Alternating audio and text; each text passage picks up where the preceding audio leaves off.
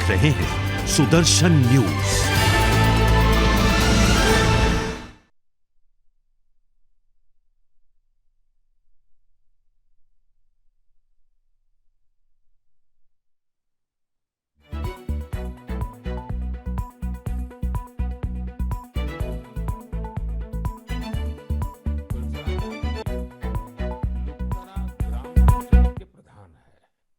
आप भी जानते हैं कि बांदा और बुंदेलखंड क्षेत्र में पानी को लेकर कितनी कठिनाइयां रही है। इस चुनौती से पार पाने के लिए तुलसीराम जी ने गांव के लोगों को साथ लेकर इलाके में 40 से ज्यादा तालाब बनवाए हैं। तुलसीराम जी ने अपनी मुहिम का आधार बनाया है खेत का पानी खेत में, गांव का पानी गांव में। आज उनकी मेहनत का ही नतीजा है। तुलसीराम यादव जी, तो आपको बता दें कि प्रधानमंत्री नरेंद्र मोदी ने आज 102वीं बार जो मन की बात कार्यक्रम को संबोधित किया और इस दौरान तमाम मंत्रियों ने, तमाम बीजेपी नेताओं ने मन की बात कार्यक्रम को सुना भी, और इसी कड़ी में सीएम धामी ने भी मन की बात कार्यक्रम सुना और इसमें शामिल हुए। मन की बात में पीएम मोदी ने आपातकाल पर अपनी बात रखी। आपको बता दें कि कई ऐसे मुद्दे जिसको लेकर पीएम मोदी ने यहाँ पर बात बोली है, और इसी के साथ कई जगहों पर जो कि पीएम मोदी ने खेलो इंडिया की जो सराहना की है। प्रधानमंत्री नरेंद्र मोदी ने आज 102वीं मन की बात कार्यक्रम को संबोधित किया। पीएम ने अपनी अमेरिका यात्रा के बारे में देश को बताया। उन्होंने छत्रपति शिवाजी को याद भी किया और उनसे प्रेरणा लेने की सलाह भी दी। पानी को लेकर कितनी कठिनाइयां रही है, विरोध किया। इस चुनौती से लोकतंत्र के समर्थकों पर उस दौरान इतना अत्याचार किया गया, इतनी यातनाएं दी गई कि आज भी मन सिहर उठता है। इन अत्याचारों पर, पुलिस और प्रशासन द्वारा दी गई सजाओं पर बहुत सी पुस्तकें लिखी गई हैं। मुझे भी संघर्ष में गुजरात नाम से एक किताब लिखने का उस समय मौका मिला था। कुछ दिनों पहले ही इमरजेंसी पर लिखी एक और किताब मेरे सामने आई, जिसका शीर्षक है torture of political prisoners in India. Emergency के दौरान छपी इस पुस्तक में वर्णन किया गया है कि कैसे उस समय की सरकार लोकतंत्र के रखवालों से क्रूरतम व्यवहार कर रही थी। इस किताब में ढेर सारी केस स्टडीज हैं, बहुत सारे चित्र हैं। मैं चाहूंगा कि आज जब हम आजादी का अमृत महोत्सव मना रहे हैं, तो देश की आजादी को खतरे में डालने वाले ऐसे अपराधों का भी जरूर अवलोकन करें। इससे आज की युवा पीढ़ी को लोकतंत्र के मायने और उसकी अहमियत समझने में और ज्यादा आसानी होगी। मेरे प्यारे देशवासियों, मन की बात रंग बिरंगे मोतियों से सजी एक सुंदर माला है, जिसका हर मोती अपने आप में अनूठा और अनमोल है। इस कार्यक्रम का हर एपिसोड बहुत ही जीवंत होता है, हमें सामूहिकता की भावना के साथ साथ समाज के प्रति कर्तव्य भाव और सेवा भाव से भरता है। यहाँ उन विषयों पर खुलकर चर्चा होती है जिनके बारे में हमें आमतौर पर कम ही पढ़ने सुनने को मिलता है। हम अक्सर देखते हैं कि मन की बात में किसी विषय का जिक्र होने के बाद कैसे अनेकों देशवासियों को नई प्रेरणा मिली। हाल ही में मुझे देश की प्रसिद्ध भारतीय शास्त्रीय नृत्यांगना आनंदा शंकर जयंत का एक पत्र मिला। अपने पत्र में उन्होंने मन की बात के उस एपिसोड के बारे में लिखा है जिसमें हमने स्टोरी टेलिंग के बारे में चर्चा की थी।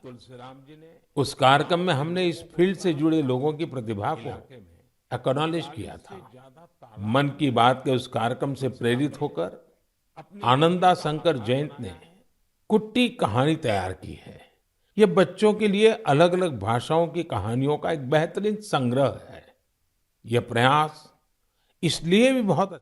और चलिए खबरों में आगे बढ़ेंगे। अब देवभूमि देहरादून में लव जिहाद की घटनाएं थमने का नाम नहीं ले रही हैं। आए दिन खबरें सामने आती हैं देवभूमि से, और देहरादून में एक बार फिर हिंदू लड़की को लव जिहाद का शिकार बनाया गया। मोहम्मद सालिक ने अपना नाम लक्की राणा रखकर हिंदू युवती का शोषण किया, उसे धोखे में रखा, उसके जेवरात भी गिरवी रखवा दिए, फर्जी आधार कार्ड भी बनवा लिया था। आपको बता दें कि युवती ने कैंट कोतवाली में मुकदमा दर्ज कराते हुए बताया कि उसकी इंस्टाग्राम में लक्की राणा नाम के युवक से दोस्ती हुई, दोनों में प्रेम प्रसंग शुरू हो गया और जिहादी युवक ने खुद को अधिवक्ता बताया था। उसने ये भी बताया कि लक्की राणा के पिता भी उससे मिलने देहरादून आते थे और उसके बाद दोनों की सगाई तय हो गई।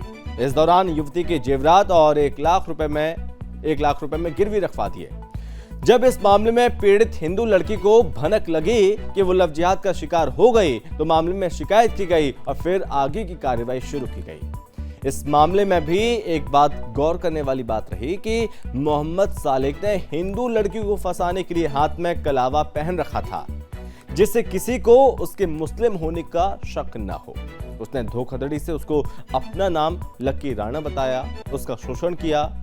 यही नहीं, इसके छोटे भाई ने हैप्पी राणा बनकर उसकी छोटी बहन से दोस्ती की थी, जबकि इनके पिता को भी सब कुछ पता था, लेकिन उन्होंने भी इनका साथ दिया।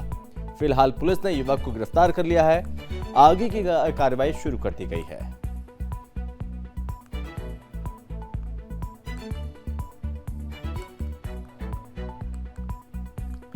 और इस पर ज्यादा जानकारी के साथ ब्यूरो चीफ कृष्णा कुमार हमारे साथ जुड़ गए हैं। तो कृष्णा, एक बार फिर से देवभूमि में लव जिहाद का मामला सामने आया। देवभूमि में ये मामले थमने का नाम नहीं ले रहे हैं, एक के बाद एक नए केस निकलकर सामने आते हैं।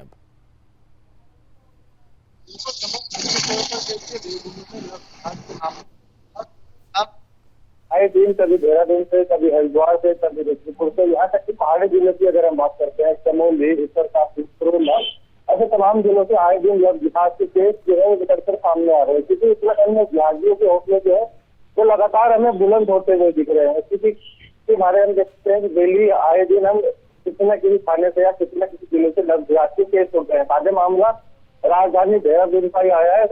आवाज से हम देख सकते हैं 10 किलोमीटर दूर पंडितवाड़ी निवासी एक पीड़ित लड़की ने जो है वो कैंट थाने में शिकायत करी है मोहम्मद सालिक के खिलाफ। उसका कहना है कि कुछ वर्ष पहले उसकी दोस्ती इंस्टाग्राम पर प्रेम राणा के लक्की राणा के नाम से दोस्ती हुई थी उसके इंस्टाग्राम पर। उसके बाद काफी दिनों तक बातचीत होती रही, वो देहरादून में आते रहा, उसके पापा भी देहरादून में आते रहे। उसका छोटा भाई जो है उसके नाम रखकर उसकी छोटी बहन को जो है अपने प्रेम जाल में फंसा लिया गया। दोनों बहनें एक ही परिवार के 2 मुस्लिम लड़कों के प्रेम जाल में फंस गई और काफी दिनों तक बातचीत जो है वो करती रही। उसके बाद काफी दिनों बाद जब लड़की का जेवरात वगैरह उस मुस्लिम जिहादी ने गिरवी रखवा दिया था सुनार के पास, उसके काफी दिनों बाद उसको पता चला कि ये दोनों लड़के जो है मुसलमान है और वह लव जिहाद का शिकार हो रही है। इससे पहले उसके पापा को भी पूरे मामले की जानकारी थी, लेकिन पापा ने उनका साथ दिया। पुलिस को शिकायत करने की उन्होंने जहमत तक नहीं उठाई। लेकिन जब लड़की को पता लगा लड़के जो है वो मुसलमान है, उसके साथ धोखा हो रहा है, लव जिहाद का लड़की शिकार हो रही है, तो उस मामले की शिकायत जो है कैंट थाने में करी है। पुलिस ने एकदम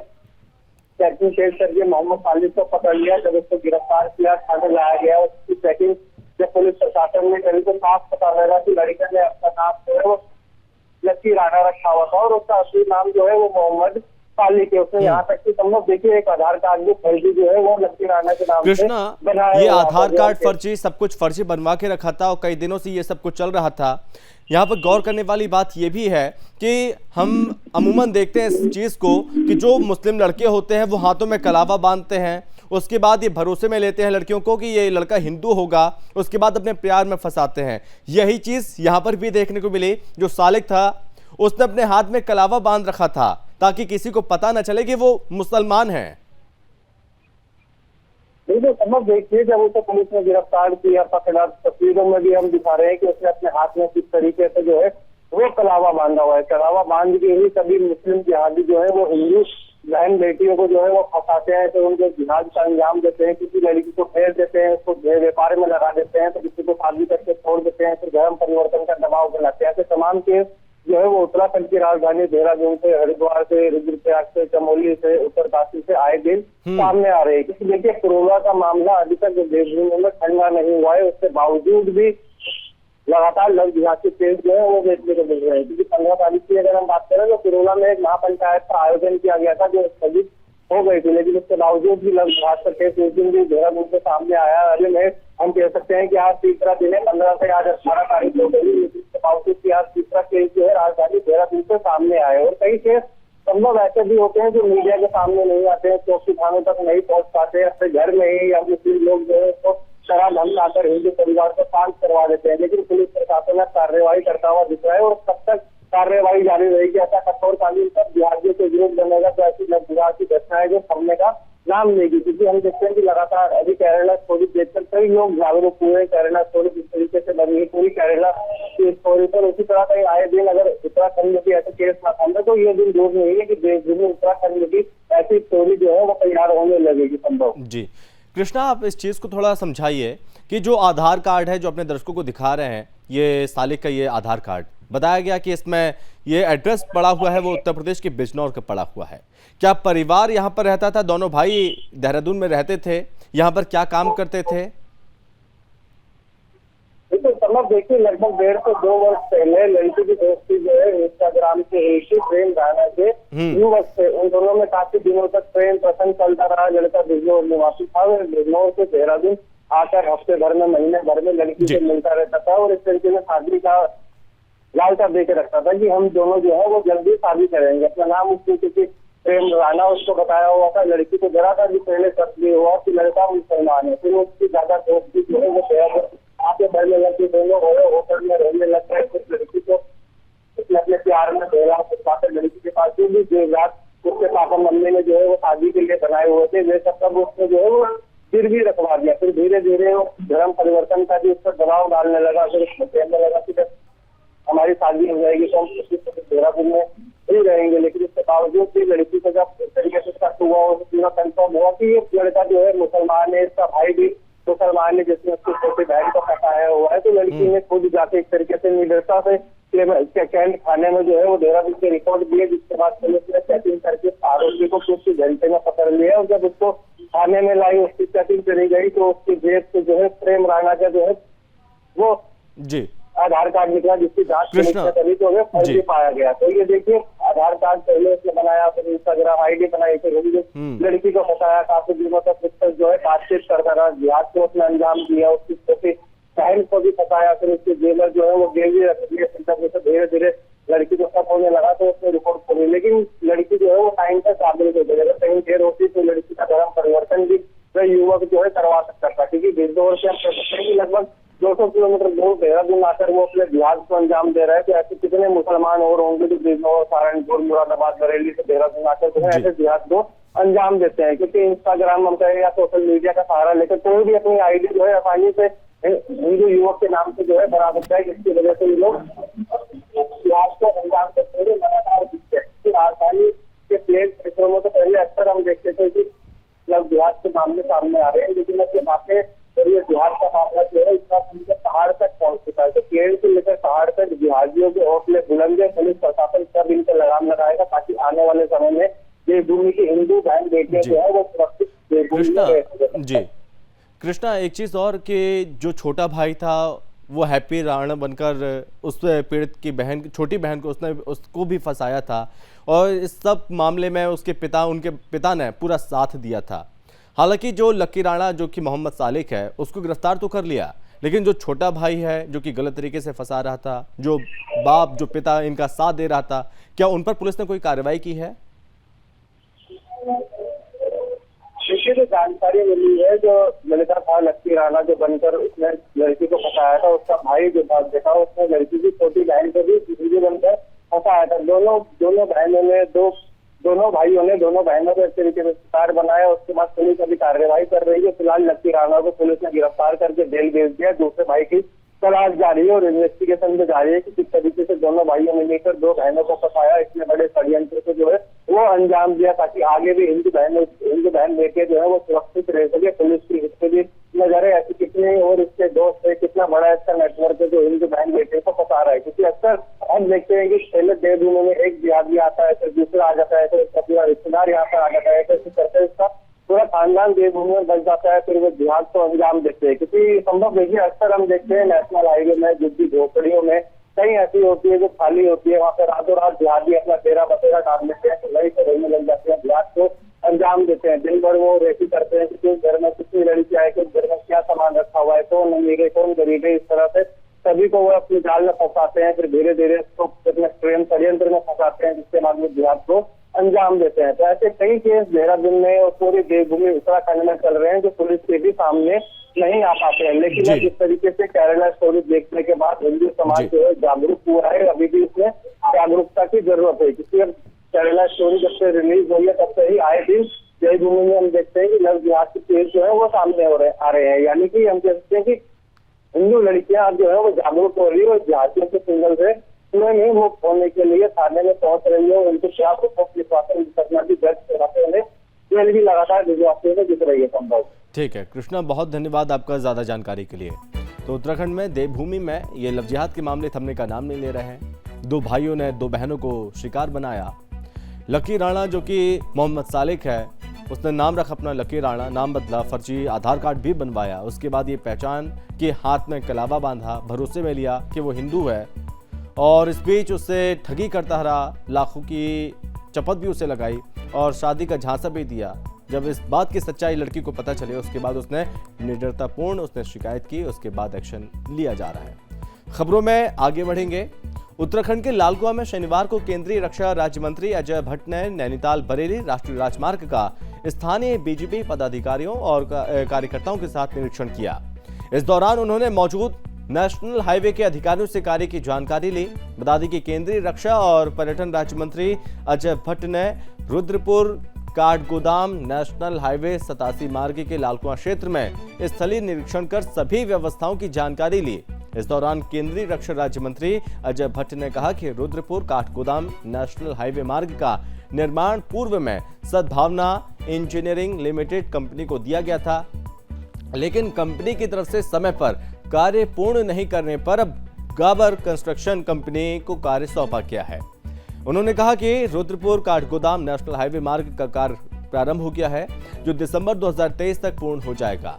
उन्होंने एनएच के अधिकारियों के साथ ही कार्यदायी संस्था को निर्देश दिए, कार्य समयबद्धता और गुणवत्ता के साथ पूर्ण करें।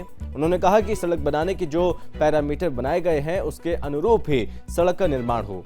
किसी प्रकार की लापरवाही होने पर एनएच के अधिकारियों की जिम्मेदारी सुनिश्चित की जाएगी। और साथ ही मंत्री अजय भट्ट ने कहा कि सड़क निर्माण पूर्ण होने पर दुर्घटनाओं पर लगाम लगेगी और साथ ही आम जनता के साथ ही देश व विदेश से उत्तराखंड में आने वाले पर्यटकों को भी हाईवे मार्ग बनने से आवागमन में सुगमता मिलेगी।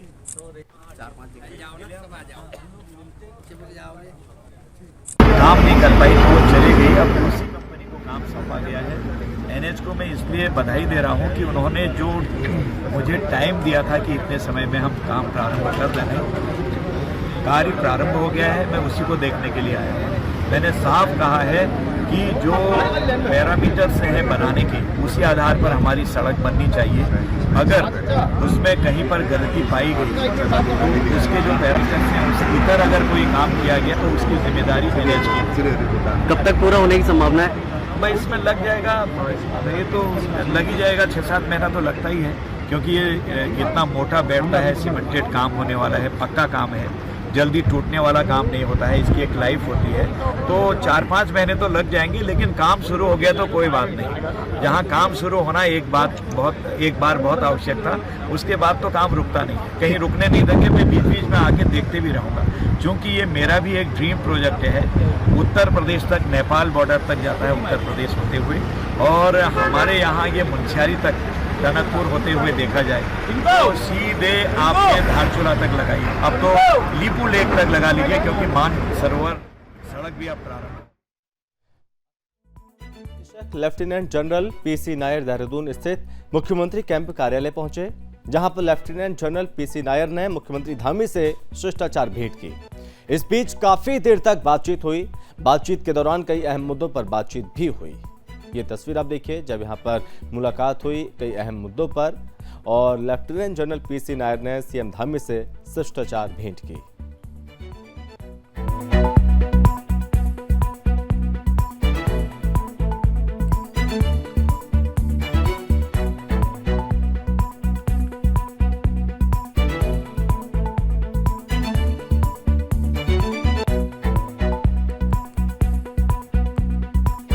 देवभूमि में अवैध अतिक्रमण पर लगातार कार्रवाई हो रही है और इसी कड़ी में रामनगर विधायक दीवान सिंह बिष्ट ने रानीखेत रोड और नगर पालिका के सामने और अस्पताल को जाने वाले रास्ते पर अवैध अतिक्रमणकारियों के खिलाफ सख्त कार्रवाई करने के निर्देश अधिकारियों को दिए हैं। शनिवार को तहसील परिसर में अधिकारियों की बैठक लेते हुए विधायक दीवान सिंह बिष्ट ने एसडीएम गौरव चटवाल, सीओ बलजीत सिंह भाकुनी के अलावा मौजूद अन्य अधिकारियों को स्पष्ट तौर पर निर्देश दिए और कहा कि रामनगर में बढ़ता अतिक्रमण और पटरी से उतरी यातायात व्यवस्था एक गंभीर समस्या है। उन्होंने कहा कि इनसे निजात दिलाने के लिए अधिकारी अब सड़कों पर उतरकर कार्रवाई करें। विधायक दीवान सिंह बिष्ट अधिकारियों को निर्देश देते हुए कहते हैं कि रानीखेत रोड के अलावा नगर पालिका के सामने बने फुटपाथ और अस्पताल जाने वाले रास्ते पर अतिक्रमण कर ठेले व खोखा लगाकर कारोबार करने वालों के खिलाफ अब कार्रवाई की जाएगी। उन्होंने कहा कि इन क्षेत्रों में अतिक्रमण किसी कीमत पर सहन नहीं किया जाएगा। इसके साथ ही उन्होंने कहा कि नगर के अन्य क्षेत्रों में भी शीघ्र अतिक्रमण हटाने की कार्रवाई की जाएगी। और साथ ही दीवान सिंह बिष्ट ने कहा कि अभियान के माध्यम से लोगों को अब राहत देने का काम किया जाएगा। उन्होंने अतिक्रमणकारियों से भी जनहित में अपना अतिक्रमण स्वयं हटाने की अपील की और प्रशासन को सहयोग करने की बात कही। तो वहीं अधिकारियों ने भी विधायक के आदेशों को गंभीरता से लेते हुए रविवार को लाउड स्पीकर के माध्यम से अतिक्रमण हटाने की अपील करने का निर्णय करते हुए कहा कि सोमवार से इन क्षेत्रों में गठित प्रशासनिक टीम की तरफ से अतिक्रमण हटाने की कार्रवाई की जाएगी। अगर उसको बढ़ाना चाहते हो तो प्रॉपर एक जगह जो अतिक्रमण हटाने की बात है वो मैंने सुबह भी कहा, तो मैं अभी भी कह रहा हूँ, अतिक्रमण हटेगा। जो अतिक्रमणकारियों को भी अभी से सोच लेना चाहिए कि सरकार की जो मंशा है कि जनता, क्षेत्र की जनता है, बाहर के जो हमारे पर्यटक, उन सबको हम सुविधा देनी। और इस प्रकार की जो दुर्घटनाएं हो रही हैं ये ना हो, इसको रोकने के लिए मैंने एसडीएम साहब हैं, सीओ साहब हैं, को एसएसआई हैं, हमारे तहसीलदार साहब हैं, ईओ साहब हैं, सबको निर्देशित किया है कि ये जितना भी अतिक्रमण है ये तुरंत हटना चाहिए। और कल अनाउंस भी हम लोग करेंगे इनके माध्यम से, ईओ के माध्यम से और पुलिस के माध्यम से कि जो लोग अतिक्रमण हैं वो अपने आप खुद हटा लें, नहीं तो अतिक्रमण तो हटना है, ये निर्देशित कर दिया गया। तो कब से हो गया? ये कल से ही हो गया, जब अनाउंस हो जाएगा तो कल से हो गया, फिर समय देगी, कल समय भी देंगे तो उसके बाद अतिक्रमण हटेगा। हल्द्वानी शहर में जाम और यातायात की अव्यवस्था के लिए पार्किंग एक बहुत बड़ी समस्या बन चुकी है। आपको बता दें कि शहर के कई स्कूल ऐसे हैं जो रामपुर रोड, नैनीताल रोड और साथ ही काला ढूंगी रोड में स्थित हैं। उनके पास पार्किंग भी नहीं है, लिहाजा स्कूल बसों के अलावा कई जगहों पर लोग सड़कों के किनारे अपनी गाड़ियों को पार्क कर रहे हैं। सिटी मजिस्ट्रेट ऋचा सिंह का कहना है कि हल्द्वानी शहर में बढ़ते यातायात के दबाव को देखते हुए अवैध रूप से की जा रही पार्किंग के खिलाफ सख्त कार्रवाई शुरू कर दी गई है। स्कूलों को भी अपनी गाड़ियों को पार्किंग में खड़ा करने के निर्देश दिए गए हैं। लोगों से भी अपील की गई है कि वो अपनी गाड़ियों को अपनी पार्किंग में खड़ी करें। अवैध पार्किंग में कोई भी गाड़ी खड़ी मिली तो उसके खिलाफ सख्त से सख्त कार्रवाई की जाएगी।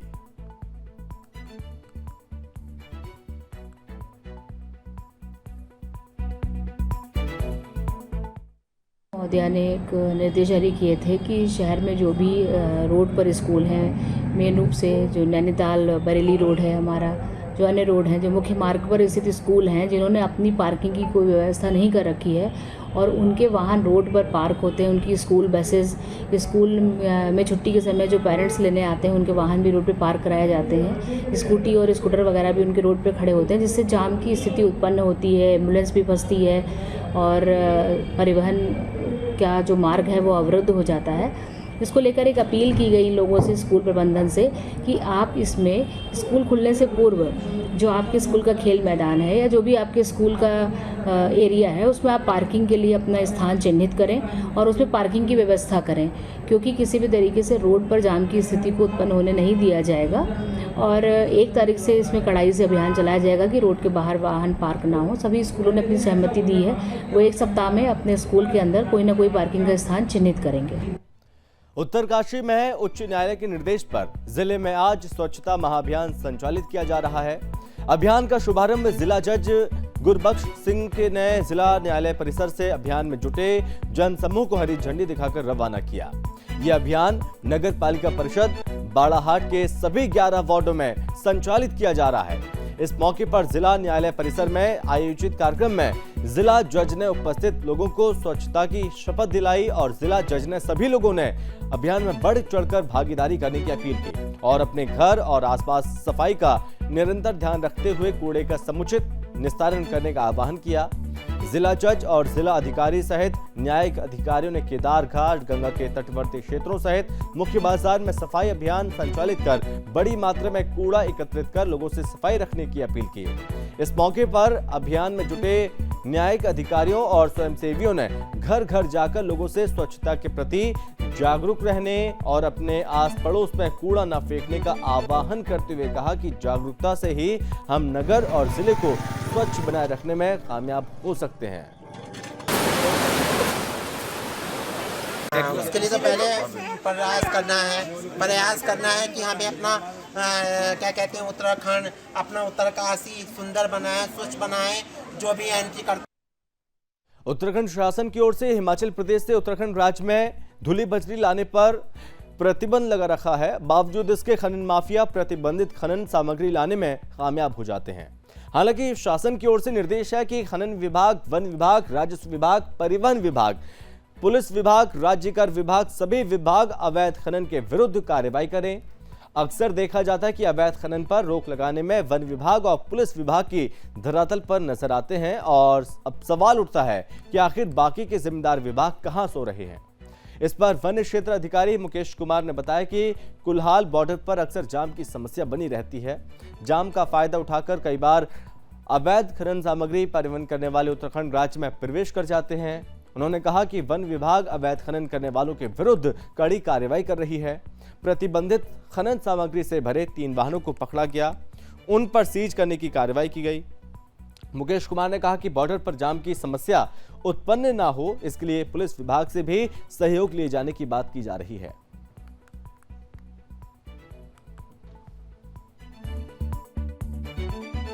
इसका फायदा कि अवैध खनिज निकासी करने वाले जो वाहन चालक हैं, वाहन मालिक हैं, उनके द्वारा किया जाता है।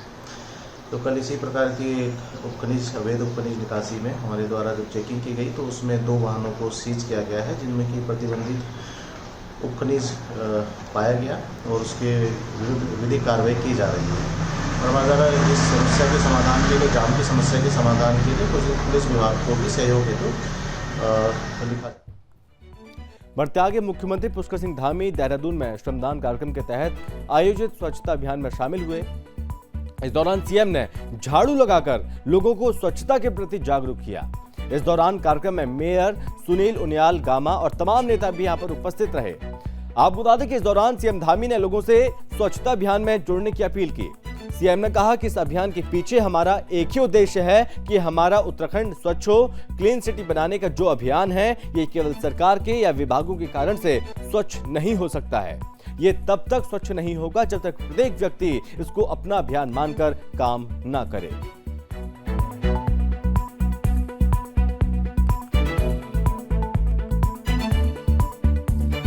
और इसी के साथ इस बुलेटिन में बस इतना ही। आप देखते रहिए सुदर्शन।